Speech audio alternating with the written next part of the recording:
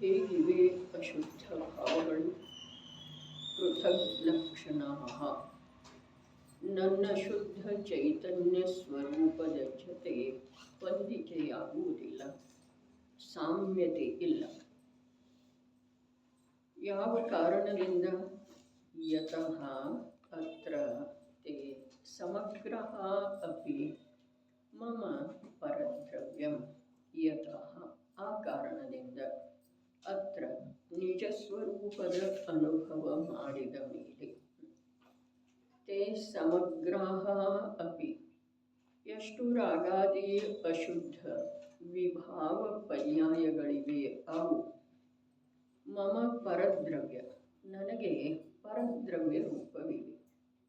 ಕಾರಣವೇನೆಂದರೆ ಶುದ್ಧ ಚೈತನ್ಯ ಲಕ್ಷಣದ ಜೊತೆ ಅವುಗಳ ಸಾಮ್ಯತೆಯಾಗುವುದಿಲ್ಲ.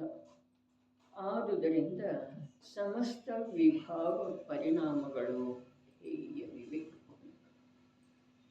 ಅಶುದ್ಧ ಪರಿಣಾಮ ಅಶುದ್ಧ ಭಾವ ಹೇಗಿದವು ಅನ್ನುವ ಪ್ರಶ್ನೆ ಉತ್ಪನ್ನ ಮಾಡಿ ಆಚಾರ್ಯ ಭಗವಂತರ ಯಾವ ಪದಖಂಡ ಇದೆಯೋ ಪೃಥಗ್ ಲಕ್ಷಣ ನನ್ನ ಶುದ್ಧ ಚೈತನ್ಯ ಸ್ವರೂಪದ ಜೊತೆ ಅವುಗಳ ಹೊಂದಿಕೆಯಾಗುವುದಿಲ್ಲ, ಸಾಮ್ಯತೆ ಇಲ್ಲ.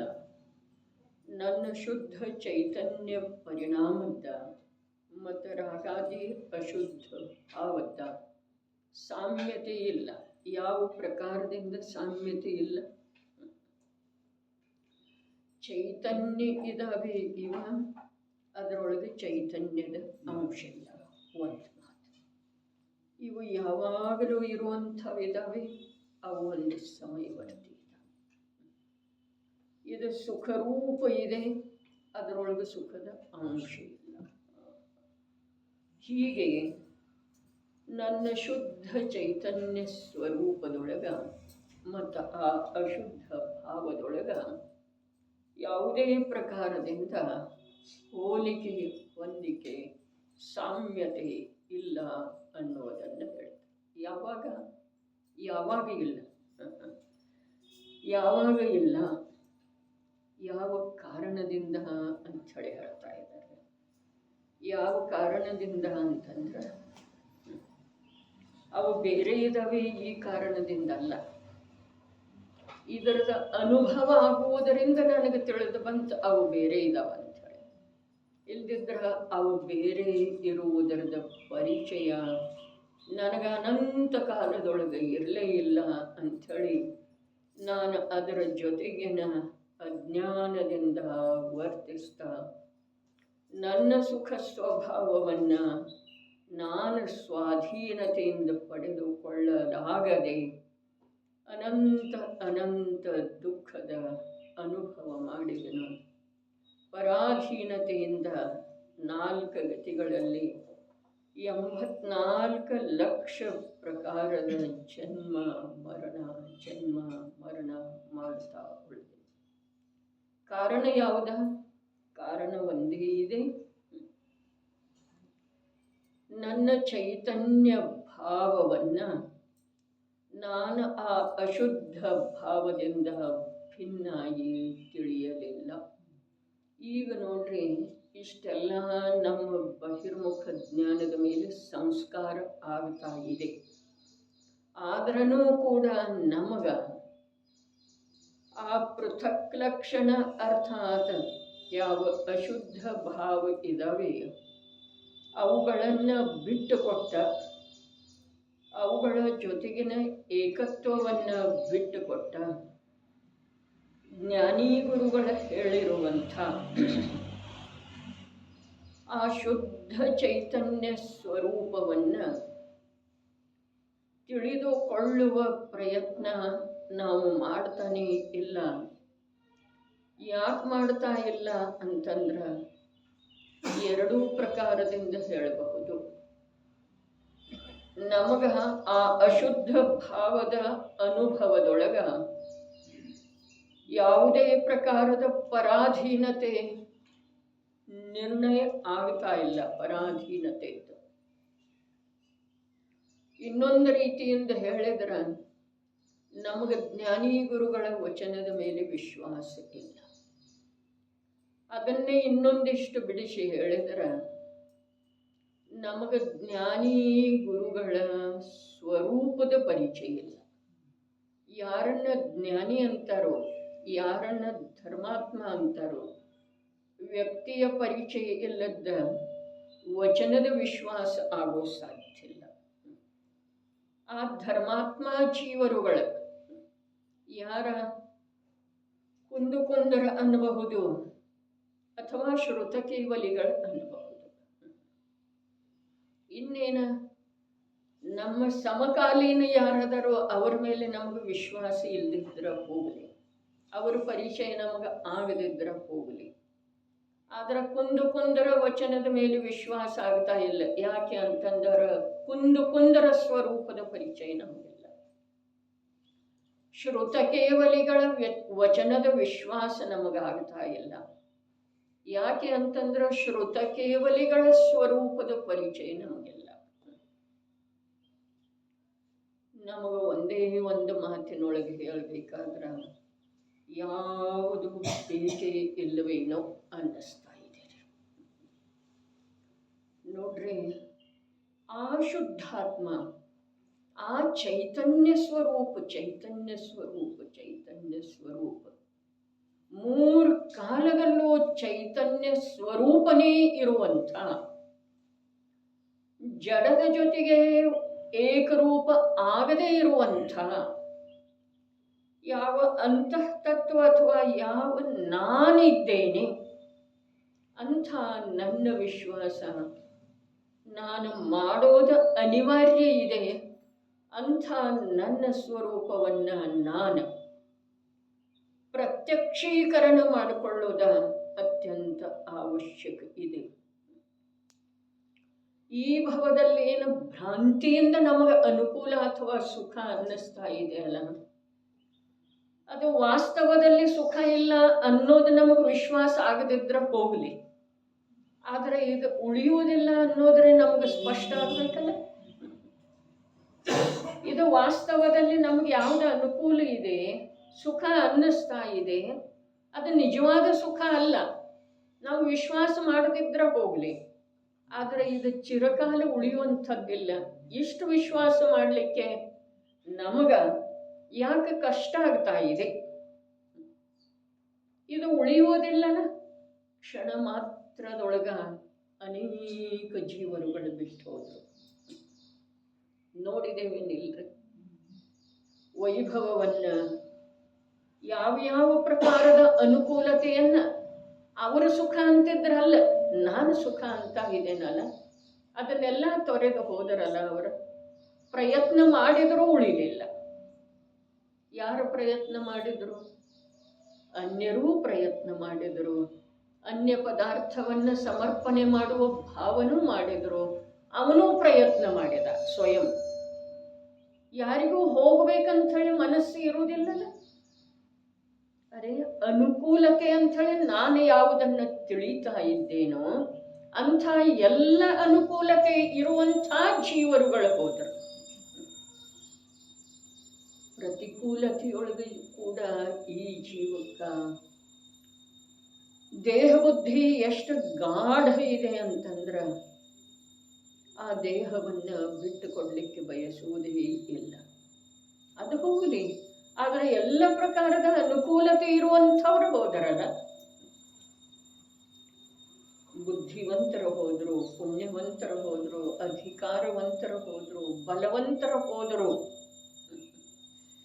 ಹಾಗಾದ್ರೆ ಇದು ಸ್ಥಿರವಾಗಿ ಉಳಿಯುವಂಥ ಸ್ಥಾನ ಅಲ್ಲ. ಇದು ನಿರಂತರವಾಗಿ ದೊರಕುವಂಥ ವಸ್ತು ಅಲ್ಲ. ಇಷ್ಟು ವಿಶ್ವಾಸ ನಾವು ಸುಲಭವಾಗಿ ಮಾಡಬಹುದಲ್ಲ, ಆದ್ರೆ ಮಾಡ್ತಾ ಇಲ್ಲ. ಯಾಕೆ ಅಂಥೇಳಿ ನಮ್ಮನ್ನೇ ನಾವು ಕೇಳಿಕೊಂಡ್ರೆ ಉತ್ತರ ಏನು ಬರಬಹುದಾಗಿದೆ? ಮಾಡೋದಿದೆ, ಅದರ ನಂತರ ಮಾಡೋದಿದೆ, ಅದರ ನಂತರ ಈಗಿದ ಯಾವುದು? ಇದು ಕರ್ತವ್ಯ ಅಥವಾ ಈ ಸುಖ ಬಿಟ್ಟುಕೊಡ್ಲಿಕ್ಕೆ ಸಾಧ್ಯ ಆಗುವುದಿಲ್ಲ. ಕರ್ತವ್ಯ ರೀ ಅಂಥೇಳಿನ ಕೊನೆಯ ಕೃತಿ, ಅಂತಿಮ ಕೃತಿ ಭಗವಾನ್ ಕುಂದಾಚಾರ್ಯ ದೇವರದು. ಅವರ ಕರ್ತವ್ಯ ಹೇಳಿದ್ದಾರೆ. ನಿಯಮದಿಂದ ಕರ್ತವ್ಯ ಪ್ರಭು, ನಿನಗೆ ದರ್ಶನ ಜ್ಞಾನ ಚಾರಿತ್ರ ಅಲ್ಲ, ನಾನು ದಂಸನ ಚರಿತ. ನಿನ್ನ ಕರ್ತವ್ಯ ಜ್ಞಾನ ದರ್ಶನ ಚಾರಿತ್ರ. ಯಾವುದರ ಜ್ಞಾನ? ದೇಹ ಸಂಯೋಗಗಳ ಜ್ಞಾನ ಅಲ್ಲ. ಎಲ್ಲಿಯವರೆಗೆ ತನ್ನ ಸ್ವರೂಪವನ್ನು ತಿಳಿಯುವುದಿಲ್ಲ ಅಲ್ಲಿಯವರೆಗೆ ದೇಹ ಸಂಯೋಗಗಳ ಸ್ವರೂಪ ತಿಳಿದು ಬರೋದು ಸಾಧ್ಯನೇ ಇಲ್ಲ. ಇಲ್ಲಿ ಕೂಡ ವಚನ ಅದುವೇ ಇದೆ, ಮೋಕ್ಷ ಅಧಿಕಾರ ಇದೆ. ಇನ್ನು ಇದಕ್ಕಿಂತ ಉತ್ಕೃಷ್ಟ ಅಧಿಕಾರ ಲೋಕದೊಳಗೆ ಯಾವುದಿದೆ? 7 ತತ್ವಗಳಲ್ಲಿ ಪರ್ಯಾಯ ಸಾಪೇಕ್ಷ, ಪ್ರಗತ ಸಾಪೇಕ್ಷ, ವಿಶ್ವಾಸ ಮಾಡುವಂಥದ್ದು ಒಂದು ಮೋಕ್ಷ ತತ್ವ ಇದೆಯಲ್ಲ. ಆ ವಿಶ್ವಾಸ ಮಾಡುವುದು ಅರ್ಥಾತ್ ಪ್ರಾಪ್ತಿಯ ಉದ್ದೇಶದಿಂದ ವಿಶ್ವಾಸ ಮಾಡುತ್ತೆ. ಸಂವರ, ನಿರ್ಜರ, ಮೋಕ್ಷ ಇವು ತತ್ವ ಯಾಗದವರೇ ಪ್ರಾಪ್ತ ಮಾಡಿಕೊಳ್ಳುವ ಅಪೇಕ್ಷಾದಿಂದ ಉಪಾದೇಯದವರೇ. ಹಾಗಾದ್ರೆ ಉಪಾದೇಯ ಆದ ನಂತರ ವಿಶ್ವಾಸ ಮಾಡೋದು ಅವಶ್ಯಕ ಇದೆ. ಹಾಗಾದರೆ ಈ ಮೋಕ್ಷಾಧಿಕಾರದಲ್ಲಿ ಏನು ಹೇಳ್ತಾರೋ, ಯಾವ ಕಾರಣದಿಂದ ಹೇಗಿವೆ ಅಶುದ್ಧ ಭಾವ ಅಂದ ನಂತರ ಏನು ಹೇಳಿದ್ರು? ನನ್ನ ಶುದ್ಧ ಚೈತನ್ಯ ಸ್ವರೂಪದ ಜೊತೆ ಅವುಗಳ ಹೊಂದಿಕೆ ಆಗುವುದಿಲ್ಲ, ಸಾಮ್ಯತೆ ಇಲ್ಲ. ಯಾವ ಕಾರಣದಿಂದ ಸಾಮ್ಯತೆ ಇಲ್ಲ? ಯತಃ ಅತ್ರ ತೇ ಸಮಗ್ರಃ ಅಪಿ ಮಮ ಪರದ್ರವ್ಯಂ. ಯತಃ ಆ ಕಾರಣದಿಂದ, ಅವರು ಯಾವ ಕಾರಣದಿಂದ ಅನ್ನುವಂಥ ಪ್ರಶ್ನೆಗೆ ಇವರು ಆ ಕಾರಣದಿಂದ ಅಂತ ಇದ್ದಾರೆ. ಯಾವ ಕಾರಣದಿಂದ ಅನ್ನುವಂಥ ಪ್ರಶ್ನೆನೂ ಅವ್ರದ್ದೇ ಇದೆ ರೀ. ಮತ್ತು ಆ ಕಾರಣದಿಂದ ಅಂತ ಹೇಳ್ತಾ ಇದ್ದಾರೆ. ಕಾರಣ ಅಂತೂ ಏನು ಹೇಳಿಲ್ಲ. ಏನು ಹೇಳಿದ್ರಿ? ಹೇಳಿದ್ರಲ್ಲ, ಏನು ಹೇಳಿದ್ರು? ಪೃಥಕ್ ಲಕ್ಷಣ. ಯಾವ ಕಾರಣದಿಂದ ಪೃಥಕ್ ಲಕ್ಷಣದವು? ಪೃಥಕ್ ಲಕ್ಷಣ ಇರುವ ಕಾರಣದಿಂದ ಅಂಥೇಳಿ ಶುರು ಮಾಡ್ತಾ ಇದ್ದಾರೆ. ಬಹಳ ಅದ್ಭುತ. ಆ ಕಾರಣದಿಂದ ನಿಜ ಸ್ವರೂಪದ ಅನುಭವ ಮಾಡಿದ ಮೇಲೆ, ಯಾವ ಕಾರಣದಿಂದ ನಿಜ ಸ್ವರೂಪದ ಅನುಭವ ಮಾಡಿತು? ಪೃಥಕ್ ಲಕ್ಷಣ ಇದಾವೆ. ಆ ಕಾರಣದಿಂದ ನಿಜ ಸ್ವರೂಪದ ಅನುಭವ ಮಾಡಿದ ಮೇಲೆ. ಹಾಗಾದರೆ ನಿಜ ಸ್ವರೂಪದ ಅನುಭವ ಮಾಡಿದ ಮೇಲೆ ಅನ್ನುವುದೇನಿದೆಯಲ್ಲ, ಈ ಕಾರಣದಿಂದ ನಡೆ. ಮೊದಲು ವಿಶ್ವಾಸ ಮಾಡಿತು, ಜ್ಞಾನಿ ಗುರುಗಳ ವಚನದ ಮೇಲೆ ವಿಶ್ವಾಸ ಮಾಡಿತು. ಏನ?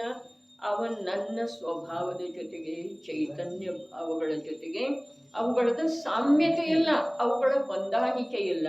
ಇದು ವಿಶ್ವಾಸ ಮಾಡಿತ. ವಿಶ್ವಾಸ ಮಾಡಿರುವ ಕಾರಣದಿಂದ ಅನುಭವ ಮಾಡಿತ್ರಿ. ಅನುಭವ ಮಾಡಿ ವಿಶ್ವಾಸ ಮಾಡುವುದರಿಂದನ ಅನುಭವ ಮಾಡಿತ್ರಿ. ನಮಗೆ ವಿಶ್ವಾಸ ಇಲ್ಲ ಅಂಥೇಳಿ ಅದಕ್ಕೆ ಹೇಳಿತಲ್ಲ, ಕಾರಣ 2 ಹೇಳಿತು. ಏನು 2 ಕಾರಣ ಹೇಳಿತು? ಒಂದು, ಜ್ಞಾನಿ ಗುರುಗಳ ವಚನದ ಮೇಲೆ ವಿಶ್ವಾಸ ಇಲ್ಲ ಅಂದ್ರೆ, ಅಥವಾ ನಮಗೆ ಈ ಪರಾಧೀನತೆಯ ದುಃಖ ಭಾಸಿತ ಆಗ್ತಾ ಇಲ್ಲ. ರೋಗ ಬಂದ ನಂತರ, ವಿಪತ್ತು ಬಂದ ನಂತರ ತತ್ತರಿಸಿ ಹೋಗ್ತೇವೆ. ಆದರೂ ಕೂಡ ಈ ರೋಗ, ಈ ವಿಪತ್ತುಗಳಿಗೆ ಶಾಶ್ವತವಾಗಿ ಅಂತ್ಯಮಂಗಲ ಹಾಡಬೇಕು ಅನ್ನುವ ವಿವೇಕ ಬರ್ತಾ ಇದೆ. ಗುರುಗಳ ಮೇಲೆ ವಿಶ್ವಾಸ ಇಲ್ಲ, ಗುರುವಿನ ಸ್ವರೂಪದ ಪರಿಚಯ ಇಲ್ಲ ಪ್ರಭು. ಗುರುವಿನ ಸ್ವರೂಪದ ಪರಿಚಯ ಎಂಥವ್ರದಾರ್ರಿ? ಗುರು ಯಾರ ಅಂಥೇಳಿ ಹೇಳಿತು ಮೊದಲು, ಕುಂದು ಕುಂದರ ಮತ್ತು ಶ್ರುತ ಕೇವಲಿ. ಹಾಗಾದ್ರೆ ಆ ಕುಂದು ಪ್ರಭು ಎಂಥವರಿದ್ದರು? 10 ವರ್ಷದ ವಯಸ್ಸಿನೊಳಗ, ಕಿರು ಬಾಲಕ ಅವಸ್ಥೆಯೊಳಗ ಸಂಸಾರದ ತ್ಯಾಗ ಮಾಡಿ ಹೋದರು. ಯಾವ ಸಂಸಾರ? ಸಂಸಾರ ಯಾವುದು? ಶರೀರ ಬುದ್ಧಿ, ತಾಯಿಯ ಮಮತೆ, ತಂದೆಯ ಪ್ರೀತಿ, ಜನರುಗಳದ್ದೆಲ್ಲ ಒಂದು ಪ್ರೇಮ ಭಾವ, ವಾತ್ಸಲ್ಯ ಭಾವ. ಆ 10 ವರ್ಷದ ಬಾಲಕನ ಮೇಲೆ, ಶ್ರೇಷ್ಠಿ ಪುತ್ರನ ಮೇಲೆ ಎಷ್ಟೊಂದು ಪ್ರೀತಿ ಇರಬೇಕ್ರೆ. ಎಷ್ಟೊಂದು ಅಂದು 32 ಕೋಟಿಯ ಮಾಲೀಕರಿ ಗುಣಕೀರ್ತಿ ಶ್ರೇಷ್ಠಿ. ಹಾಗಾದ್ರೆ ಆ ವ್ಯಕ್ತಿತ್ವ ನಮಗ ಉಚ್ಚಾಗಿ ಕಾಣುವುದಿಲ್ಲಂತೆ. 10 ವರ್ಷದ ವಯಸ್ಸಿನೊಳಗ ದೀಕ್ಷಾ ಗ್ರಹಣ ಮಾಡಿದ್ರು, ಸರ್ವಸಂಗ ಪರಿತ್ಯಾಗಿ ಆದರು, ಅಂತರ್ಭಾಷ್ಯ ನಿರ್ಗ್ರಂಥ ಆದರು. ಒಂದು ಮಾತು.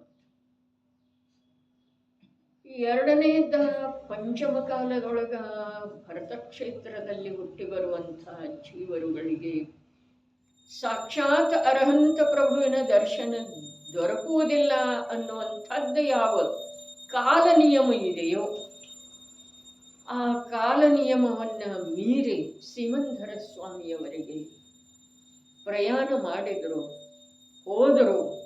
8 ದಿವಸಗಳವರೆಗೆ ಸಾಕ್ಷಾತ್ ಸರ್ವಜ್ಞ ಪ್ರಭುವಿನ ಸಿಮಂದರ ಸ್ವಾಮಿಯ ಅರಹಂತ ದೇವರ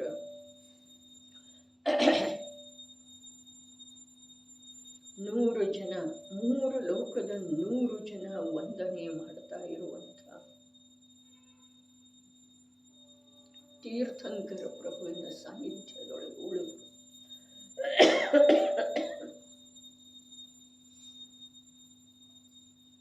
ಅದರದ್ದು ಮಹಿಮೆ ಬರುವುದಿಲ್ಲ.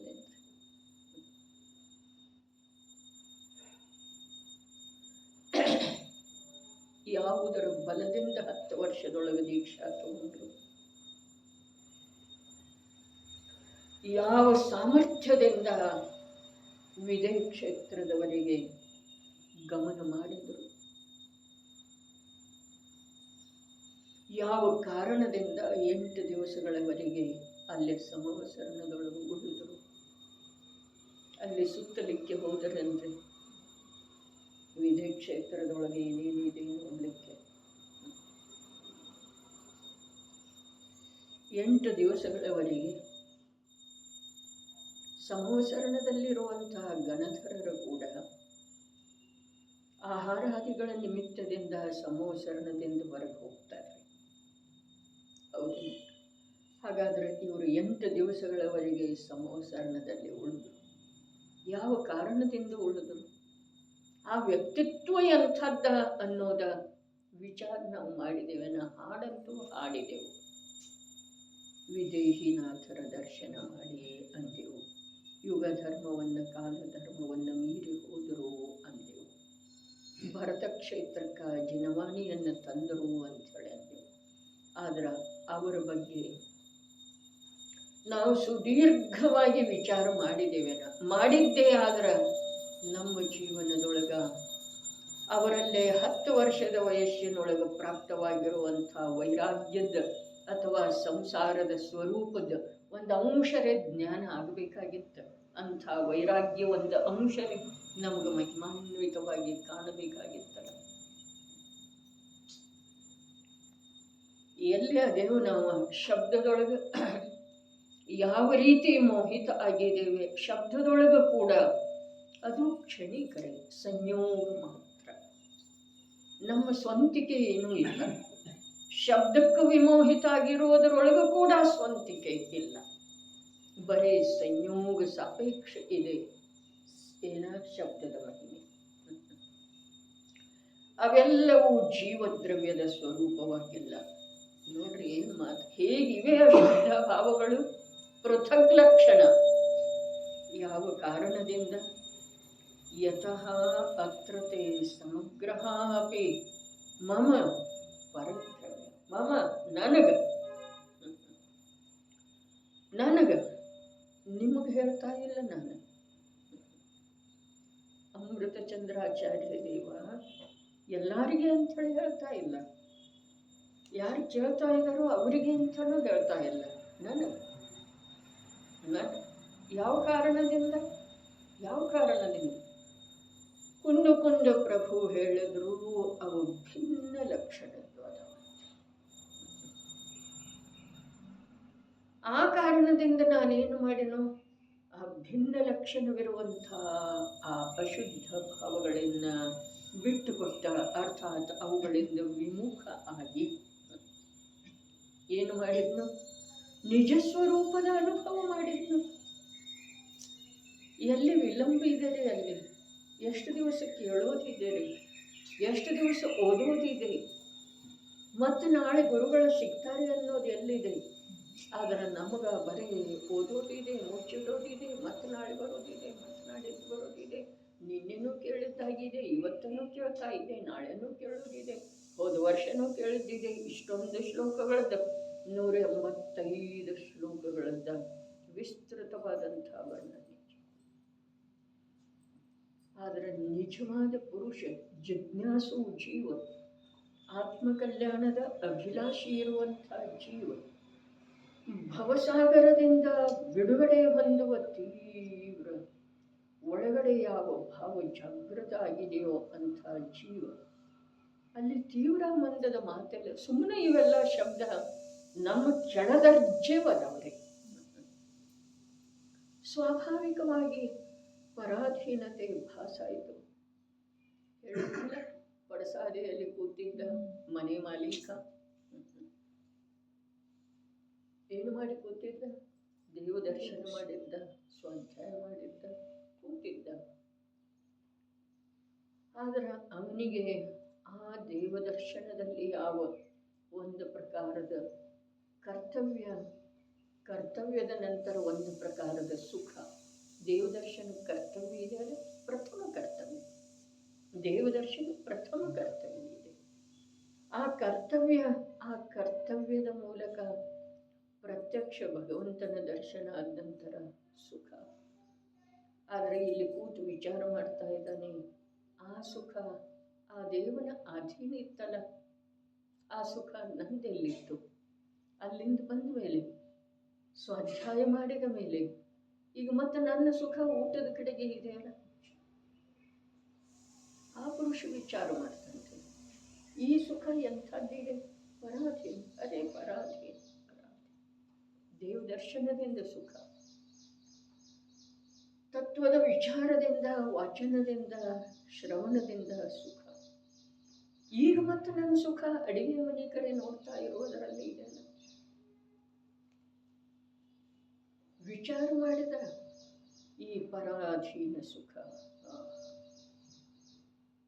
ಆ ಅರ್ಹಂತ ಪ್ರಭು ತನ್ನ ಸ್ವಭಾವದಲ್ಲಿ, ಆ ದೇವ, ಆ ಪರಮಾತ್ಮ ತನ್ನ ಸ್ವಭಾವದಲ್ಲಿ ಅಂತರ್ನಿಮಗ್ನ ಇದ್ದಾನೆ. ಹೌದು, ಯಾಕೆ ಅಂತಂದ್ರೆ ಈ ಪರಾಧೀನತೆಯೊಳಗ ಕೇವಲ ದುಃಖ ಇದೆ. ಆ ಶಾಸ್ತ್ರದೊಳಗ ಜೀವದ ಸ್ವರೂಪ ಹೇಳಿದ್ರಲ್ಲ, ಜೀವದ ಸ್ವರೂಪ ಚೈತನ್ಯ ಚೈತನ್ಯ ಚೈತನ್ಯ ಅಂತೇಳಿ ಓದಿದೆನು ಅಥವಾ ಕೇಳಿದೆನು. ಹಾಗಾದರೆ ನಾನು ಆ ಚೈತನ್ಯ ಸ್ವರೂಪವಿರುವಂಥ ಜೀವದ್ರವ್ಯ ಇದ್ದೇನೆ ಅನ್ನೋದು ಬರೀ ವಿಕಲ್ಪನೆ ಉಳಿತಲ್ಲ.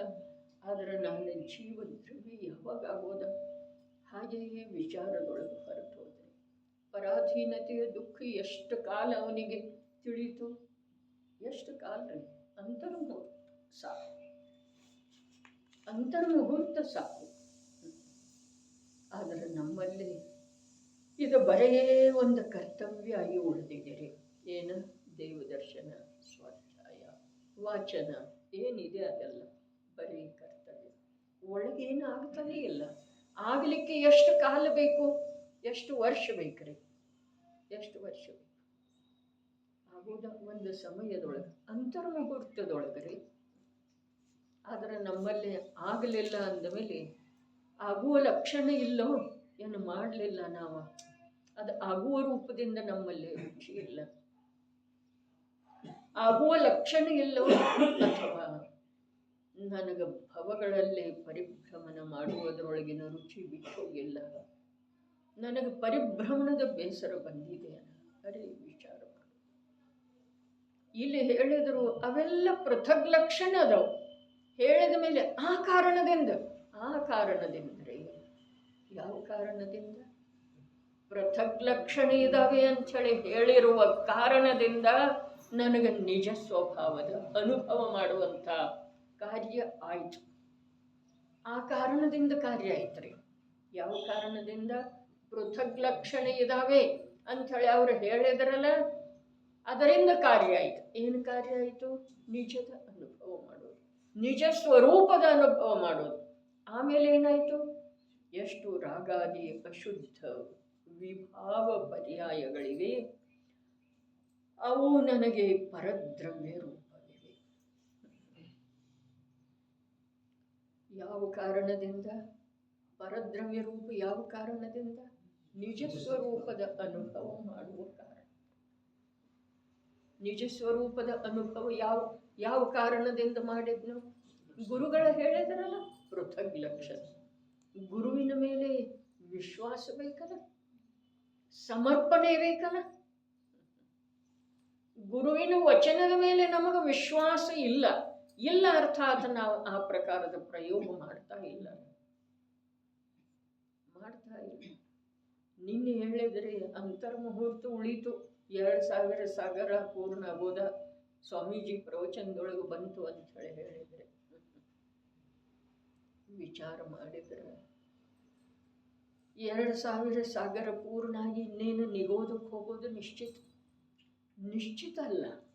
2000 ಸಾಗರ ಪೂರ್ಣ ಆಗಲಿಕ್ಕೆ ಒಂದು ಅಂತರ್ಮುಹೂರ್ತ ಬಾಕಿ ಇರೋ ವೇಳೆದೊಳಗ ಆ ಜೀವ ಪುರುಷಾರ್ಥ ಮಾಡಿದ ಮತ್ತು ಆ ನಿಗೋದದ ಮಾರ್ಗವನ್ನ, ಸಂಸಾರದ ಮಾರ್ಗವನ್ನ ನಿಲ್ಲಿಸಿ ಮೋಕ್ಷ ಮಾರ್ಗವನ್ನ ಆರಂಭ ಮಾಡಿದ. ಅಸಂಖ್ಯ ಜೀವ ಅಂತ ಹೇಳಿದ್ರು. ಅಸಂಖ್ಯ ಅಂತಂದ್ರೆ ಇಲ್ಲಿ ಅಸಂಖ್ಯದ ಅರ್ಥ ಏನು? ಅಸಂಖ್ಯದ ಅರ್ಥ ಎಂದೋ ಯಾವನೋ ಜೀವ ಹಾಗೆ ಮಾಡವ್ರೆ ಅಂಥವ್ರು ಕೂಡ ಅಸಂಖ್ಯ ಆಗಿದ್ದಾರೆ. ಎಂದೋ ಎಲ್ಲರೂ ಆಗೋದಿಲ್ರಿ. ಅಂತರ್ಮುಹೂರ್ತ ಇರೋದ್ರೊಳಗೆ ಪುರುಷಾರ್ಥ ಮಾಡಿ ಎಂದೋ ಯಾವನೋ, ಅದೇ ಎಂದೋ ಯಾವನೋ ಅಂಥವ್ರು ಕೂಡ ಅಸಂಖ್ಯ. ಮಾತಿನ ಅರ್ಥ ಗೊತ್ತಾಗ್ತಾ ಇದೆ. ಎಂದೋ ಯಾವನೋ, ಇನ್ನೇನು 2000 ಸಾಗರ ಪೂರ್ಣ ಆಗ್ತಿದೆ ಅನ್ನುವ ಅಂತರ್ಮುಹೂರ್ತ ಕಾಲದೊಳಗ ತನ್ನ ಕಾರ್ಯ ಮಾಡಿದ. ಎಲ್ಲರೂ ಮಾಡೋ ಸಾಧ್ಯ ಇಲ್ಲ ಪ್ರಭು, ಎಲ್ಲರೂ ಮಾಡೋ ಸಾಧ್ಯ ಇಲ್ಲ. ಎಂದೋ ಯಾವನೋ ಇನ್ನೂ ಸ್ವಲ್ಪ ಸ್ಪಷ್ಟ ಹೇಳ್ಬೇಕಾದ್ರೆ ಅಪವಾದ ರೂಪದಿಂದ. ಹಾಗಾದ್ರೆ ಅಂಥವ್ರು ಕೂಡ ಅಸಂಖ್ಯ ಆಗಿದ್ದಾರೆ. ನಿನಗಿನ್ನೂ ಬೇಸರ ಬರ್ತಾ ಇಲ್ಲಲ್ಲ ಪ್ರಭು? ಅಂಥವ್ರು ಕೂಡ ಅಸಂಖ್ಯ ಆದರು. ಯಾಕೆ ಅಂತಂದ್ರೆ ಮೋಕ್ಷದೊಳಗೆ ಹೋಗಿರುವ ಜೀವ ಅನಂತ ಅದರಲ್ಲ. ಹಾಗಾದ್ರೆ ಅಂಥವ್ರು ಕೂಡ ಅಸಂಖ್ಯ ಆದರು.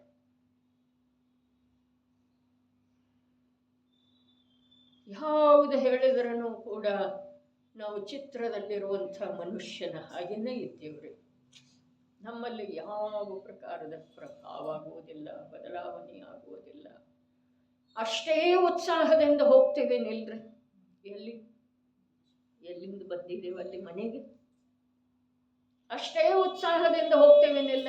ಇಟ್ಟಂಥ ಕಾರ್ಯವನ್ನು ಮಾಡುವ ಸಲುವಾಗಿ ಆ ಕಾರ್ಯ ಮಾಡುವುದೇ ನಮ್ಮ ಧ್ಯೇಯ ಇದೆ ಪ್ರಭು, ಅದುವೇ ನಮ್ಮ ಧ್ಯೇಯ ಇದೆ ಅಂಥೇಳಿ ಗ್ರಂಥ ಇಟ್ಟವರನ್ನ ಅಲ್ಲಿ ಅಡುಗೆ ಮನೆಯೊಳಗೆ ಏನೇನು ಧ್ಯೇಯ ಇಟ್ಕೊಂಡು ಬಂದಿರ್ತಲ್ಲ ಅಲ್ಲಿ ಹೋಗಿ. ಯಾಕೆ? ಅದು ನಮ್ಮ ಕರ್ತವ್ಯ ಇದೆ. ಕುಂದು ಪ್ರಭು ಹೇಳಿದ್ರು, ನಾನದವಸನ ಚರಿತಂ ಕರ್ತವ್ಯ.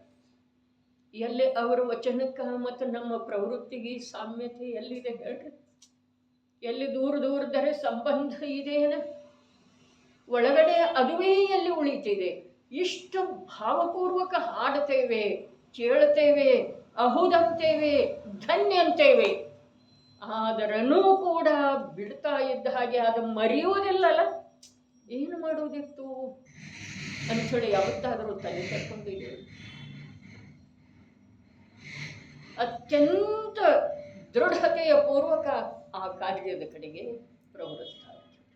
ಅಂದ್ರನ ಇದರ ಅರ್ಥ ಏನಿದೆ? ಅಂದ್ರನ ಇದರ ಅರ್ಥ ನಮಗೆ ಇಲ್ಲೆಲ್ಲ ಆಗ್ತಾ ಇರೋದ ಬರೇ ಕೃತಕ ಇದೆ, ಕೃತ್ರಿಮ ಇದೆ. ಇದರೊಳಗೆ ವಾಸ್ತವಿಕತೆ ಅಥವಾ ಜೀವಂತತೆ ಇಲ್ಲ. ಅದಕ್ಕೆ 2 ಶಬ್ದ ಜನಾಗಮದಲ್ಲಿ ಬಂದು, ಒಂದು ಶುಷ್ಕ ಜ್ಞಾನ, ಒಂದು ಕ್ರಿಯಾ ಕಾಂಡ. ಶುಷ್ಕ ಜ್ಞಾನ, ಕ್ರಿಯಾ ಕಾಂಡ. ಕಾಂಡ ಹೊಟ್ಟದೆ ಅದ, ಏನೂ ಇಲ್ಲ. ಇದು ಶುಷ್ಕ, ಇದರಲ್ಲೇ ಸ್ವಲ್ಪ ಕೂಡ ಏನಿಲ್ಲ, ಜೀವಂತಿಕೆ ಅಥವಾ ರಸ ಇಲ್ಲ. ಗುಣಭದ್ರಾಚಾರ್ಯರು ಹೇಳಿದ್ರೆ ಜನಾಘನಾಶ್ಚ ವಾಚಾಲ, ಜನಾಘನಾಶ್ಚ ವಾಚಾಲ. ದೃಷ್ಟಾಂತ ದಾಷ್ಟಾಂತ. ಆಕಾಶದೊಳಗೆ ಮೇಘಗಳು ಬಹಳಷ್ಟು ಗರ್ಜನೆ ಮಾಡ್ತಾವೆ, ಆದರೆ ನೀರನ್ನು ತುಂಬಿಕೊಂಡು ಬಂದ ಜಲದ ವೃಷ್ಟಿ ಮಾಡಿ ಜಗತ್ತನ್ನು ಸಂತುಷ್ಟಪಡಿಸುವ ಮೇಘಗಳು ಬಹಳ ಕಮ್ಮಿ ಇರ್ತಾವೆ ಅಂತ ಹೇಳಿದ್ದಾರೆ. ಎಂಥ ದೃಷ್ಟಾಂತ ಅಂಥೇಳಿ. ಅದೇ ಪ್ರಕಾರ ದಾಷ್ಟಾಂತ ಹೇಳಿದರು. ಶಾಸ್ತ್ರವನ್ನು ನೋಡಿ ಹೇಳುವಂಥವರ ಉಪದೇಶಕರು ಬಹಳ ಅದಾರ ಯಾವ ಕಾಲದೊಳಗೆ, ಆದರೆ ಅಂತರಂಗದೊಳಗೆ ಧರ್ಮ ಬುದ್ಧಿಯಿಂದ ನೆನೆದು ಹೋಗಿ ಹೇಳುವಂಥವ್ರ ಶಬ್ದ ನೋಡ್ರಿ ಅಲ್ಲಿ ಏನಿದೆ, ನೆನೆದು ಹೋಗಿ ಧರ್ಮ ಭಾವದಿಂದ ನೆನೆದು ಅಂಥೇಳಿನ ಶುಷ್ಕ ಜ್ಞಾನ ಅಂಥೇಳಿ ಹೇಳಿದ್ರು. ಕ್ರಿಯಾಕಾಂಡ 2 ವಿಭಾಗಂತೂ ಇಂದಿಗೆ ಒಂದು 40-50 ವರ್ಷದ ಪೂರ್ವದೊಳಗೆ ಇಡೀ ಭಾರತದೊಳಗ 2 ವಿಭಾಗ ಆದವ್ರಿ. ಪ್ರಮುಖ ವಿಭಾಗ, ಒಂದು ಚಾರಿತ್ರ ಅಂತಿತ್ತು, ಒಂದು ತಂಡ, ಇನ್ನೊಂದು ತಂಡ ಜ್ಞಾನ ಅಂತಿತ್ತು. ಆದ್ರೆ ಆ ಜ್ಞಾನದೊಳಗನೂ ಜೀವಂತಿಕೆ ಇರಲಿಲ್ಲ, ಆ ಚಾರಿತ್ರದೊಳಗನೂ ವಾಸ್ತವಿಕತೆ ಇರಲಿಲ್ಲ. ಕಾಲದ ಮಹಿಮೆ ಇದೆ ರೀ ಇದನ್ನು. ಇಂಥ ಕಾಲದೊಳಗ ಜನ್ಮ ಆಗಿರುವಂಥ ನಾವು ಆ ಕಾಲದ ಅನುಸಾರ ಹೋಗೋದು ಅಥವಾ ಈ ಭಾಗ್ಯದ ಉಪಯೋಗ ಮಾಡಿಕೊಳ್ಳೋದ ಏನಿದೆ? ಆ ಕಾಲದ ಜೊತೆಗೆ ಹೋಗೋದು ಅಥವಾ ಈ ಭಾಗ್ಯದ ಉಪಯೋಗ ಮಾಡಿಕೊಳ್ಳೋದ್ರೆ ಈ ಪ್ರಕಾರದ ಬುದ್ಧಿ ಅನಂತ ಕಾಲದೊಳಗೆ ಸಿಕ್ಕಿಲ್ಲ. ಯಾವ ಪ್ರಕಾರದ? ಇದು ಸತ್ಯ ಇದೆಯಲ್ಲ, ನನ್ನ ಸ್ವರೂಪ ಹೀಗಿದೆಯಲ್ಲ, ಸರ್ವಜ್ಞರ ಸ್ವರೂಪ ಹೀಗಿದೆಯಲ್ಲ, ವೀತರಾಗತೆ ಇಂಥದ್ದಿರ್ತಿದೆಯಲ್ಲ, ಪರಾಧೀನತೆಯ ದುಃಖ ಇಂಥದ್ದು ಇದೆಯಲ್ಲ, ನಿಗೋಧದೊಳಗೆ ಜೀವ ಇಂಥ ಅವಸ್ಥೆಯೊಳಗೆ ಅನಂತ ಕಾಲ ಉಳದಲ್ಲ. ಈ ಯಾವ ಮಾತಿನ ಬಗ್ಗೆ ನಮ್ಮಲ್ಲಿ ಸಂದೇಹ ಇದೆ ಹೇಳ್ರಿ? ವಿಶ್ವಾಸ ಇದೇನಿಲ್ಲ? ಹಂಗಿರೋ ಸಾಧ್ಯತೆ ಅನಿಸಿದೇನ? ನಿಗೋಧದೊಳಗೆ ಒಂದು ಶ್ವಾಸದಲ್ಲಿ 18 ಬಾರಿ ಜನ್ಮ ಮರಣ. ಅದೇನು ನನ್ನ ಮನಸ್ಸು ಒಪ್ಪುವುದಿಲ್ಲ. ಹೀಗೆ ಯಾವತ್ತೂ ನನಗೆ ಅನಿಸಿಲ್ಲ. ತಮಗೆ ಯಾರಿಗಾರೆ ಅನಿಸಿದೇನ? ಹಾಗಾದ್ರೆ ಇಂಥ ಜ್ಞಾನ ಅನಂತ ಕಾಲದೊಳಗೆ ಸಿಕ್ಕುವುದಿಲ್ಲ. ಇಂಥ ದೇವ ಸಿಕ್ಕುವುದಿಲ್ಲ.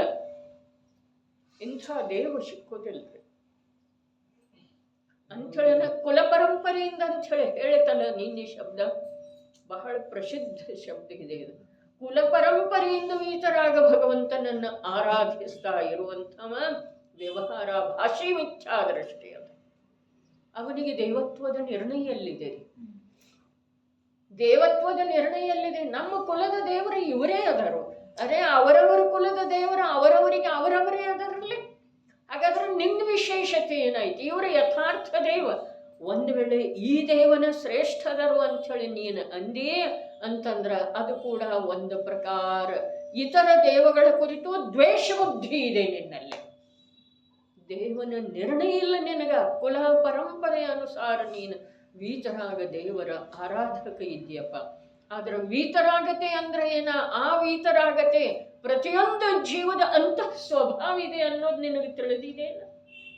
ಆ ಅಂತಃ ಸ್ವಭಾವವನ್ನ ಅವರು ತಿಳಿಸಿಕೊಡ್ತಾ ಇದ್ದಾರೆ. ಆ ಅಂತಃ ಸ್ವಭಾವದೊಳಗೆ ಅವರು ಪೂರ್ಣ ರೂಪದಿಂದ ಅಂತರ್ನಿಮಗ್ನ ಇದ್ದಾರೆ ಅನ್ನುವುದನ್ನು ನೀನು ಯಾವತ್ತಾದರೂ ನೋಡಿದೆಯಲ್ಲ? ಬಸ್ತಿಗೆ ಹೋಗ್ತಿ, ಆ ಭಗವಂತರನ್ನ ಪೂಜೆ ಮಾಡ್ತಿ, ಆ ಭಗವಂತರನ್ನ ಭಗವಂತ ಅಂತ ಹೇಳಿ ನಂಬಿದೆ. ಆದ್ರೆ ಆ ಭಗವಂತತೆಯ ಸ್ವರೂಪ ನಿನಗೆ ಪರಿಚಯ ಇಲ್ಲ ಅಂದಮೇಲೆ ನೀನು ಕುಲ ಪರಂಪರೆಯ ಅನುಸಾರ ಅವರು ವಿಷ್ಣುಗೆ ಹೋಗ್ತಾರೋ, ಅವರು ಶಿವನ ಭಜಿಸ್ತಾರೋ, ಅವರು ಅಲ್ಲಾನ ಭಜಿಸ್ತಾರೋ, ನಾನು ಅರ್ಹಂತನ ಭಜಿಸ್ತೇನೋ. ಏನು ವ್ಯತ್ಯಾಸ ಇಲ್ರಿ ಪ್ರಭು, ಏನೂ ಇಲ್ಲ.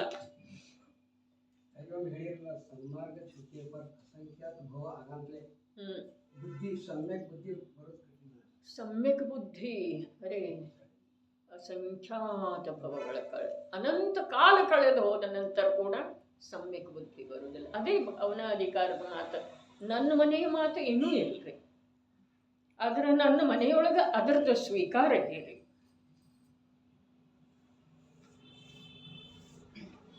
ನನ್ನ ಮನೆಯೊಳಗೆ ಗುರುಪ್ರಸಾದ್ ಹೇಳಿದ್ರಲ್ಲ, ಎವಡ ಗಟ್ಟ ಆಯ್ತೆ ಗೀತಿಲ್ಕಾಯಿ ಅಂದರೆ ನೀವು ನಾನೇನಂದೇನು ತಂದಿಟ್ಟಿರ್ಬೇಕಾದ್ರೆ ಇಲ್ಲಿ ನನ್ನ ಮನೆಯೊಳಗೆ ಜಾಗದ ಕೊರತಿಲ್ಲ. ಯಾಕೆ ಬೇಡ ಅನ್ನಿಸ್ತಿದೆ ನಿಮ್ಮಗಳಿಗೆ? ಜನವಾಣಿ ಯಾಕೆ ಬೇಡ ಅನ್ನಿಸ್ತಿದೆ?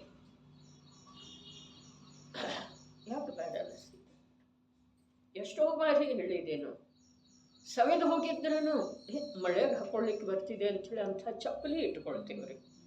ತುಂಡು ಬಟ್ಟೆಯನ್ನು ಏನಾದರೂ ಒರೆಸ್ಲಿಕ್ಕೆ ಬರ್ತಿದೆ, ಚೆಲ್ಲಲಿಕ್ಕೆ ಮನಸ್ಸಾಗುವುದಿಲ್ಲ. ಜನವಾಣಿ ಯಾಕೆ ಬೇಡ ಮನೆಯಲ್ಲಿ? ಅಂದರೆ ಇದೇನು ಹೇಳ್ತಾ ಇದೆ, ಎಂಥ ಭವಿಷ್ಯವನ್ನು ನಾಳೆ ನೋಡೋರೇ ಯಾರಿಲ್ಲ. ಅದರ ನಿರ್ಣಯ ಮಾಡೋ ನೀ ಯಾರು? ನಾಳೆ ಅವರಿಗೆ ಬೇಕಾಯಿತು ಮತ್ತು ಸಿಗಲಿಲ್ಲ ಅಂದ್ರೆ ಅದಕ್ಕೆ ನೀನೇ ಹೊಣೆಗಾರ ನೋಡು. ಮನೆಯಲ್ಲಿ ಇರುವೆಳೆದೊಳಗೆ ಹೊರಗೆ ಹಾಕಿದಿ ಜನವಾಣಿ ಅಂತಂದ್ರೆ ಇದು ಒಬ್ಬರದ ಮಾತಲ್ಲ, ಬಹಳ ಎಲ್ಲಾರ್ದು ಅಭಿಪ್ರಾಯ ಇದೆ ರೀ. ಆದರೆ ಯಾಕಿದೆ? ಶರ್ಟ್ ಹೊಲಿಸ್ಕೊಳ್ಳೋದು ಬೀಳ್ತೀರಿ, ನಾಳೆ ನಿಮ್ಮ ಮಕ್ಕಳು ಇದೇ ಶರ್ಟ್ ಇಂಥವು ಹಾಕೊಳ್ತಾರೋ? ಇಲ್ಲ. ಹಾಗಾದ್ರೆ ಯಾಕೆ ನಿಮ್ಮ ಮಕ್ಕಳು ಇವು ಸೀರೆ ಉಡ್ತಾರೋ? ಮತ್ತೆ ಯಾಕೆ ತಗೊಂತೀರಿ? ಅಲ್ಲಿ ವಿಚಾರ ಇಲ್ಲ. ಇದು ನಾಳೆ ಓದವ್ರು ಯಾರಿಲ್ಲ, ನಾಳೆ ಓದವ್ರು ಯಾರಿಲ್ಲ ಅಂದ್ರೆ ನೀ ಸರ್ವಜ್ಞ ಇದೆಯನ ನಾಳೆಂದು ಹೇಳಲಿಕ್ಕೆ? ಏನಿದೆ ಅಂದ್ರೆ ಈ ಜೀವಕ್ಕೆ ಏನು ಬೇಕಾಗಿದೆ ಸುತ್ತಾತಾಯಿ? ನಿಜವಾಗಿ ಬೇಕಾಗಿದೆಯನ? ಆಂತರ್ಯದೊಳಗೆ ಬೇಕಾಗಿದೆಯನ? ಈ ಭವ, ಈ ಜನ್ಮ ಮರಣ, ಈ ನನ್ನ ಸ್ವರೂಪದ ಶಾಶ್ವತತೆ, ಇವುಗಳದ್ದು ವಿಶ್ವಾಸ ಎಷ್ಟಾಗಿದೆ ಹೇಳಿ? ನಾನು ಅನಂತ ಕಾಲದವರೆಗೆ ಇರಾಮಿದ್ದೇನೆ, ಇದರ ವಿಶ್ವಾಸ ಎಷ್ಟಾಗಿದೆ? ಈ ಸಂಯೋಗಿ ಪದಾರ್ಥಗಳಲ್ಲಿ ನಿರಂತರ ಪರಿಣಾಮನ ಆಗ್ತಾ ಇರ್ತಿದೆ ಅನ್ನೋದರ ವಿಶ್ವಾಸ ಎಷ್ಟಾಗಿದೆ? ಇಲ್ಲಿ ಯಾರಾದರೂ ಸಹಜ ಮಾತಾಡಿದರೆ ನಾನು ಅವಮಾನ ಮಾಡ್ತೇನೋ ಹೀಗೆ ಮಾತಾಡ, ಅದರ ಅಂತರಂಗದೊಳಗೆ ತಿಳ್ಕೊಳ್ಳೋದು ಯಾಕಿಲ್ಲ? ಯಾರಿಗೆ ಸ್ವಯಂ ರುಚಿಯಲ್ಲ ಅವ್ರು ಬೇಕಾದ್ರೆ ಏನು ಮಾಡ್ತಾರೆ, ಮಾಡಲಿಲ್ಲ, ಅದು ಅವರಿಗೆ ಸೇರಿದ್ದ ವಿಷಯ. ಹೌದು ಅಥವಾ ಇಲ್ಲ? ನಾನಿರುವವರೆಗೆ ಅವೇ ಕಾಣಬೇಕು ನನಗೆ, ಅವರದ್ದೇ ಮಹಿಮೆ ಇರಬೇಕು ನನಗೆ. ಎಂಥ ಭಕ್ತಿ ವಾಹಿನಿ, ಎಂಥ ಪಂಚ ಪರಮಾಗಮ ಬೇಕು ಬೇಡ್ರಿ? ನಾಳೆ ವಿಚಾರ, ನಾಳೆ ನಾನು ದುರ್ಗತಿಗೆ ಹೋಗ್ತೇನೋ ಅದರ ಸಲುವಾಗಿ ಏನು ಮಾಡೋದು, ಅದರ ವಿಚಾರ ಇಲ್ಲ. ನನಗಿಂತ ಶಾಸ್ತ್ರ ಮಹತ್ವದ್ದು ಇದೆ ಅಂದ್ರೆ, ಅರೇ ಶಾಸ್ತ್ರ ನನ್ನ ಕಥೆ ಹೇಳಿದೆ ಅಂಥೇಳಿ ನನಗೆ ಮಹತ್ವ ಉಳ್ಳದ್ದರೆ, ನನ್ನನ್ನೇ ನಾನು ತಿಳ್ಕೊಳ್ಳಿಲ್ಲ, ಅದರ ನಿರಾದರ ಆಗ್ತಿದೆ, ಅದರ ನಿನ್ನ ಗತಿ ಏನಾಗೋದು ನಾಳೆ? ಅದರ ವಿಚಾರ ಬೇಕಲ್ಲ. ನಾಳೆ ನಾನು ಎಲ್ಲೇ ಹೋಗೋದು ಈ ದೇಹ ಬಿಟ್ಟು ಹೋದ ನಂತರ? ಇದರದ್ದು ಸೀರಿಯಸ್ಲಿ ವಿಚಾರ ಬೇಕು ಅಥವಾ ಬೇಡ್ರಿ? ಅದರ ವಿಚಾರ ಇಲ್ಲ. ಎಲ್ಲರೂ ಅದನ್ನೇ ಹೇಳ್ತಾರೆ. ಏನು ಮಾಡೋದ, ಎಲ್ಲ ಬಹಳ ಇದಾವ, ಬಹಳ ಅದಾವಂತಾರೆ. ಸಾಗರ ಪ್ರಮಾಣ ರೀ. ಒಂದು ಅಂತರ ಮುಹೂರ್ತದೊಳಗೆ ದ್ವಾದಶಾಂಗದ ರಚನೆ ಮಾಡಿರು. ಒಂದೊಂದು ಅಂಗದೊಳಗೆ ಎಷ್ಟು ಶಬ್ದ ಪ್ರಮಾಣ ಹೇಳಿದಾರಲ್ಲ. ದ್ವಾದಶಾಂಗದ ಶಬ್ದ ಎಷ್ಟ, ಶ್ಲೋಕ ಪ್ರಮಾಣ ಶಬ್ದ ಅವು ಹೇಳಿದರು. ಶ್ಲೋಕ ಪ್ರಮಾಣ ಅವ್ರಿಗೆ ಯಾರಿಗೂ ಬೇಸರ ಬರಲಿಲ್ಲ. ಆ ಜ್ಞಾನ ಧಾರಣ ಮಾಡುವಂಥ ಆತ್ಮ ಇಷ್ಟ ಸಮರ್ಥಶಾಲಿ ಅದನ್ನು ಅಂದಮೇಲೆ ಆ ಜಡ ಯಾವುದು ಅದರದ ರಚನೆ ಆದದ್ದಿದೆ ದ್ರವ್ಯ ಶ್ರುತದ ಮಹಾಭಾಗ್ಯದೆಂದರೆ ಅವರೇನು ಮಾಡಿದರು? ಆದರ್ಶ ನಗರ ನಿರ್ಮಾಣ ಮಾಡಿದ್ರಲ್ಲ, ಅವರೇನು ಮಾಡಿದರ್ರಿ? ಮುಲ್ತಾನ್ ನಗರದಿಂದ ಬಂದರಲ್ಲ, ಭಾರತ ಪಾಕಿಸ್ತಾನದ ವಿಭಜನೆ ಆಯಿತು ಆ ವೇಳೆದೊಳಗೆ. ಅವರೇನು ಮಾಡಿದರು? ಏನು ಮಾಡಿದರು? ಒಂದು ಸಲ ಸ್ಮರಣೆ ಮಾಡಿಕೊಳ್ಳೋದು. ಆ ಬಿಂಬ ಎಂಥವದವು. ಜೈಪುರ್ಗೆ ಹೋದವ್ರು ನೋಡಿ ಬರ್ರಿ, ಯಾವಾಗ ಹೋಗ್ತೀರಿ ಅವಾಗ ನೋಡಿದ್ರೆ ನೆನಪು ಮಾಡಿಕೊಳ್ರಿ. ಆ ಪೈಲಟ್ ಎಂಥ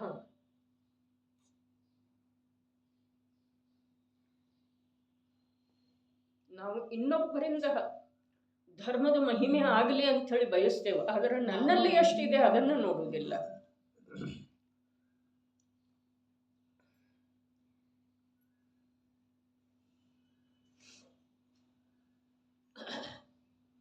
ಮಕ್ಕಳ ಕಡೆಯಿಂದ, ಪರಿವಾರದ ಕಡೆಯಿಂದ ಧರ್ಮದ ರಕ್ಷಣೆ ಮಾಡುವ ಭಾವ ಮಾಡ್ತೇವೆ, ಧರ್ಮದ ಸಾಧನದ ರಕ್ಷಣೆ ಮಾಡುವ ಭಾವ ಮಾಡ್ತೇವೆ. ಆದರೆ ನಮ್ಮ ಅಂತರಂಗದೊಳಗ ಆ ಧರ್ಮಕ್ಕೆ ಸಂಬಂಧಿಸಿದ ಹಾಗೆ, ಧರ್ಮದ ಸಾಧನಕ್ಕೆ ಸಂಬಂಧಿಸಿದ ಹಾಗೆ ಎಷ್ಟು ರಕ್ಷಣೆಯ ಭಾವ ಇದೆ. ಸ್ವತಂತ್ರ ಯುದ್ಧದೊಳಗೆ ಏನು ಮಾಡುತ್ತಿದ್ರು ಯೋಧರ? ತಾನ ಸತ್ರನು ಧ್ವಜ ಕೆಳಗೆ ಬೀಳ್ಕೊಡ್ತಿರ್ಲಿಲ್ಲ ಅಂಥೇಳಿ ಸ್ವಾತಂತ್ರ್ಯ ಸಿಕ್ಕಿದೆ ರೀ. ತಮ್ಮ ರಕ್ಷಣೆಯ ಸಲುವಾಗಿ ಯಾರೂ ಪ್ರಯತ್ನ ಮಾಡಲಿಲ್ಲ. ಒಂದೇ ಮಾತರಂ ಗುಂಡಿಟ್ಟ, ಮತ್ತೊಬ್ಬಂದ ಒಂದೇ ಮಾತರಂ ಅಂದ, ಅವನು ಗುಂಡಿಟ್ಟ. ಅನ್ನೋದು ಯಾರು ಬಿಟ್ರಿ? ರಾಶಿ ಬಿತ್ತು ಅಥವಾ ಇಲ್ಲ? ಹಾಗಾದ್ರೆ ಆ ಪ್ರಕಾರ ಧರ್ಮದ ಸಲುವಾಗಿ ಏನು ತ್ಯಾಗ ನಾವು ಮಾಡಿದೆವು? ಈಗ ಪುನಃ ಅಷ್ಟಾನಿಕದಿಂದ ಪ್ರಶ್ನೆ ಉತ್ಪನ್ನ ಆಗ್ತಾ ಇದೆ. ಧರ್ಮದ ಸಲುವಾಗಿ ಯಾವುದರದ ತ್ಯಾಗ ಮಾಡಿದೆ? ಅಭಿಮಾನದ, ವೈರ ವಿರೋಧದ, ವಿಷಯಾಭಿಲಾಷದ ಯಾವುದರದ ತ್ಯಾಗ ಮಾಡಿದೆ?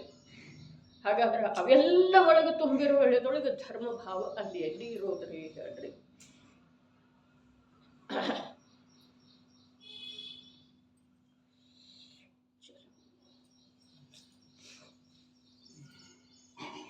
ಯಾವ ಕಾರಣದಿಂದ? ಯತ ಅತ್ರ ತೇ ಸಮಗ್ರಃ ಅಪಿ ಮಮ ಪರದ್ರವ್ಯ. ಆ ಕಾರಣದಿಂದ ನಿಜ ಸ್ವರೂಪದ ಅನುಭವ ಮಾಡಿದ ಮೇಲೆ ಎಷ್ಟು ರಾಗಾದಿ ಅಶುದ್ಧ ವಿಭಾವ ಪರ್ಯಾಯಗಳಿವೆ. ಒಂದು ಶಬ್ದ ಇಲ್ಲಿ ಹೊಸದು ಬಂತರೆ. ಏನು ಬಂತು? ವಿಭಾವ ಬಂತರೆ. ಮೇಲಂತೂ ಅಶುದ್ಧ ಇತ್ತು, ಅಶುದ್ಧ ಭಾವ ಇತ್ತು, ಅಶುದ್ಧ ಪರ್ಯಾಯ ಇತ್ತು. ಈಗ ಅಶುದ್ಧ ವಿಭಾವ ಪರ್ಯಾಯ ಬಂತರೆ. ವಿಭಾವದ ಅರ್ಥ ಏನ? ವಿಪರೀತ ಭಾವೇನ?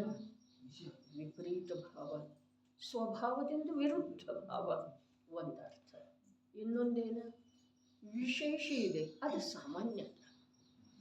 ವಿಶೇಷ ಅಂದ್ರೆ ಏನ? ವಿಶೇಷ ಅಂದ್ರೆ ಯಾವಾಗಲೂ ಇರುವುದಿಲ್ಲ, ಸಾಮಾನ್ಯ ಅಂದ್ರೆ ಯಾವಾಗಲೂ ಇರುವಂಥದ್ದು. ವಿಭಾವ ವಿಶೇಷ ಭಾವ ಇದೆ. ಅದಕ್ಕೆ ಯಾಕ ಇವತ್ತೇನು ವಿಶೇಷ? ಅರೆ ಬಾರಿಸ್ತಾ ಇರ್ತಿದೆ, ಮದುವೆ ಮನೆ ಇರ್ತಿದೆ, ದಿನ ಬಾರಿಸ್ತಿದ್ದಾರೆ. ವಿಶೇಷ ಅಂದ್ರೆ ಸಾಮಾನ್ಯದ ಮಹಿಮೆ ಬರುವ ಸಲುವಾಗಿ. ತ್ರಿಕಾಲಿ ಸಾಮಾನ್ಯ ಏನಿದೆ ಚೈತನ್ಯ, ಅದರ ಮಹಿಮೆ ಬರುವ ಸಲುವಾಗಿ. ಇಲ್ಲಿ ಸಾಮಾನ್ಯ ವಿಶೇಷ ಲೌಕಿಕದೊಳಗೆ ನಾವು ಯಾವ ಪ್ರಕಾರ ಅರ್ಥ ಮಾಡ್ತೀವೋ ಹಾಗೆ ಅದೇನು ಸಾಮಾನ್ಯ ಇದೆ ಬಿಡಿ. ಹೀಗಲ್ಲ. ಸಾಮಾನ್ಯ ಅರ್ಥಾತ್ ತ್ರಿಕಾಲ ಇರುವಂಥದ್ದ, ವಿಶೇಷ ಅರ್ಥಾತ್ ಒಂದು ಸಮಯ ಕಾಣಿಸಿಕೊಳ್ಳುವಂಥದ್ದ ಅಂಥೇಳಿನ ಜೈನ ದರ್ಶನದ ಗ್ರಂಥಗಳನ್ನು ಅರ್ಥವಿಸಿಕೊಳ್ಳೋದ ಸಾಮಾನ್ಯ ಜನರಿಗೆ ಅಥವಾ ಹೊರಗಿನ ಜನರಿಗೆ, ಜೈನರಿಗೆ ಸ್ವಲ್ಪ ಕಠಿಣ ಇದೆ.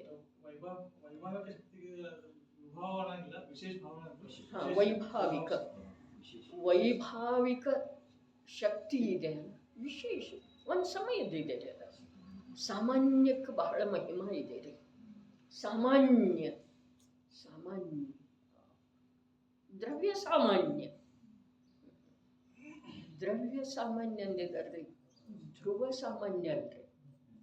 ಯಾಕೆಂದ್ರೆ ಧ್ರುವ ಏನಿದೆ? ವಿಶೇಷ ಇದೆ. ಯಾಕ ಬಿಟ್ಟು ಹೋಗ್ತಿದೆ? ಮತ್ತೇನ? ವಿಭಾಗ ಇದೆ, ಅಂಶ ಇದೆ ಅಂಥೇಳಿ ಧ್ರುವ ಕೂಡ ವಿಶೇಷ ಇದೆ. ದ್ರವ್ಯ ಸಾಮಾನ್ಯ ಅಂತಾರೆ, ಧ್ರುವ ಸಾಮಾನ್ಯ. ಅದ್ಭುತ ಮಾತು ಜೈನ ದರ್ಶನದೊಳಗೆ ಅಂಥೇಳಿ ನಾ ಅಪ್ಪಾಜಿ ಅಂದು ಹೇಳಿದ ಮಾತು ಇಂದು ಇಷ್ಟು ಸತ್ಯ ಅನ್ನಿಸ್ತಾ ಇದೆ. ಏನ? ಇವೇ ಶಬ್ದ ಲೋಕದೊಳಗ ಶಬ್ದ ಅಂದ್ರೆ ಇವೇ ಅದಾವ. ಕುಂದರ ಹೇಳಿ ನಾವೆಲ್ಲ ಮಾತಾಡ್ತೇವೆ, ಅವೇನು ಶಬ್ದ ಅದಾವ್ರಿ. ಅವಕ್ಕೆ ಎಷ್ಟು ಅರ್ಥ ಇದೆ? ರೋಜ್ ತೆಗೆದುಕೊಂತಲ್ಲ, ಏನು ಅರ್ಥ ಇದೆ?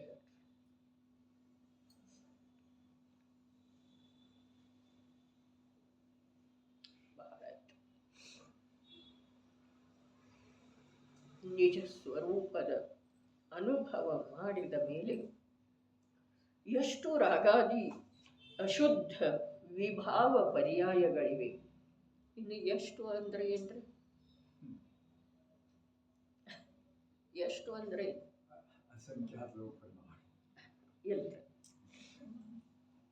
ಎಷ್ಟಂದ್ರೆ ಏನಿಲ್ಲ.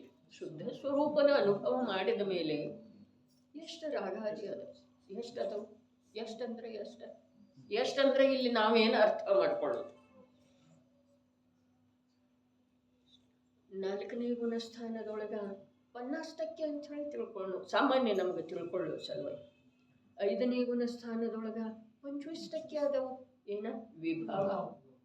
6ನೇ ಗುಣಸ್ಥಾನದೊಳಗ 10% ಆದವು. 7ರಿಂದ 6ಕ್ಕೆ ಬಂದ ನಂತರ 5 ಇರ್ಬೋದು, 2 ಇರ್ಬೋದು, 1 ಇರ್ಬೋದು. ಎಷ್ಟಿದೆ ಅಲ್ಲ ಅಷ್ಟೆಲ್ಲ ಏನದವ ಅದು ಒಂದು ಅಂಶನೇ ಇರಲಿ,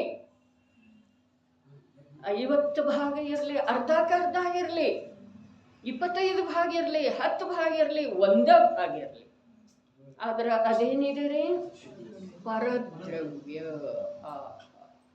ಪರದ್ರವ್ಯ ಅಂಥೇಳನ ಅಲ್ಲಿ ಅಬುದ್ಧಿಪೂರ್ವಕ ಕೂಡ ಅದಾವ್ರಿ.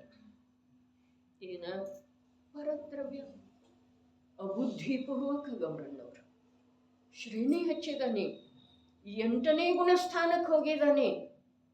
ಅಲ್ಲಿ ಆ ಅಬುದ್ಧಿಪೂರ್ವಕ ಪರದ್ರವ್ಯಗಳ ಅವನು ಸ್ಪಷ್ಟ ಬುದ್ಧಿ ಅಥವಾ ಜ್ಞಾನದ ಹಿಡಿತದೊಳಗೆ ಬರೆದಿದ್ರೂ ಕೂಡ ಅವು ಪರದ್ರವ್ಯ ಅಂಥೇಳಿ ಅವನ ಜ್ಞಾನಕ್ಕೆ ತಿಳಿಯುವುದರಿಂದನ ಅವುಗಳು ಬಿಟ್ಟು ಹೋಗುವ ಹಾಗೆ ಅವ 10ನೇ ಅಥವಾ 9ನೇ ಮತ್ತು ಗುಣಸ್ಥಾನದ ಆರೋಹಣೆ ಮಾಡಿ. ಅಬುದ್ಧಿಪೂರ್ವಕ ಏನದವ ತ್ಯಾಗ ಯೋಗ್ಯದವ ಪರದ್ರವ್ಯದವ. ನಾವು ಪ್ರವಾಸ ಮಾಡ್ತಾ ಇರ್ತೇವಲ್ಲ, ಲಗೇಜ್ ಇರ್ತಿದ್ದೀರಿ, ನಮ್ಮ ತಗೊಳ್ತೇವೆ, ಮಧ್ಯದೊಳಗೆ ಇನ್ನೊಬ್ಬರದ್ದು ಇರ್ತಿದ್ದೀರಿ, ಹೌದಿಲ್ಲ? ಇನ್ನೊಬ್ಬರದಿದೆ ಬ್ಯಾಗ, ಅದನ್ನು ಹೀಗೆ ಸರಿಸ್ತೇವೆ, ಹೌದು ಅಥವಾ ಇಲ್ಲ? ಅದರ ಬಗ್ಗೆ ನಮಗೆ ಯಾವ ಪ್ರಕಾರದ ಏನಿಲ್ಲ, ಆತ್ಮೀಯತೆ ನಂದ ಅನ್ನೋದಿಲ್ಲ, ನಂದ ಅನ್ನೋದು ಇಲ್ಲ. ಆದ್ರೂ ಕೂಡ ನಾವು ಅದನ್ನು ಕೆಳಗಿಳಿಯುವ ವೇಳೆದೊಳಗೆ ಅಡಚಣೆ ಅಂಥೇಳಿ ಅದನ್ನು ಎತ್ತಿಡ್ತೇವ್ರಿ. ಎತ್ತೋದು ಸಾಧ್ಯ ಇಲ್ಲ, ಎತ್ತೋದು ಮನಸ್ಸಿಲ್ಲ, ಆದ್ರೂ ಅದನ್ನು ಎತ್ತಿಡ್ತೇವಲ್ಲ.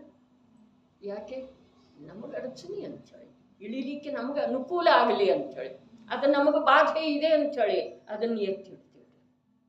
ಅದೇ ಪ್ರಕಾರ ಅಬುದ್ಧಿಪೂರ್ವಕ ಇಲ್ಲೇನು ಅದರ ಬಗ್ಗೆ ರುಚಿ ಇಲ್ಲ, ಅದನ್ನು ಎತ್ತುವ ಉತ್ಸಾಹ ಇಲ್ಲ, ಆದ್ರೂ ಕೂಡ ಅದನ್ನು ಎತ್ತಿಟ್ಟೇವು ನಾವು.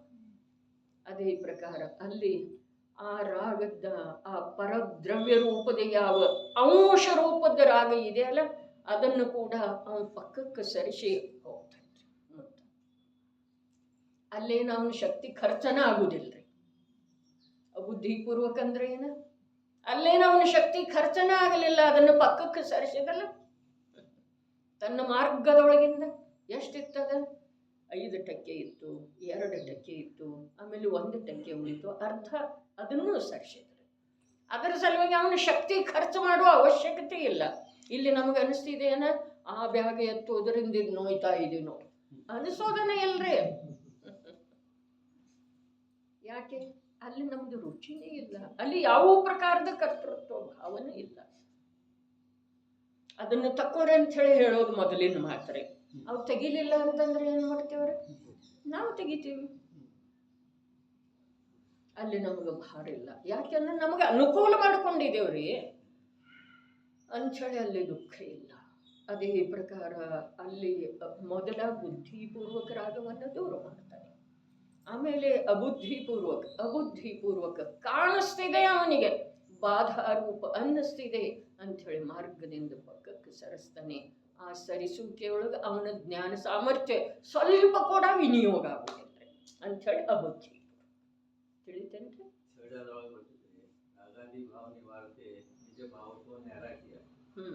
ಅದನ್ನ ನಿವಾರಿಕೆ ಅಂದ್ರೆ ಏನ್ ಮಾಡಿದ?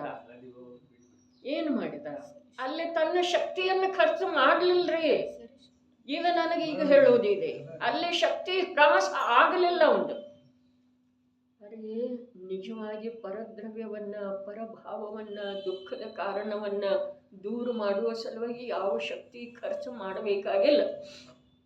ಶಕ್ತಿ ಖರ್ಚು ಮಾಡಲಿಕ್ಕೆ ಹೋದ್ರ ಅವು ಇನ್ನಷ್ಟು ಬೆಳೀತಾವ್ರೆ.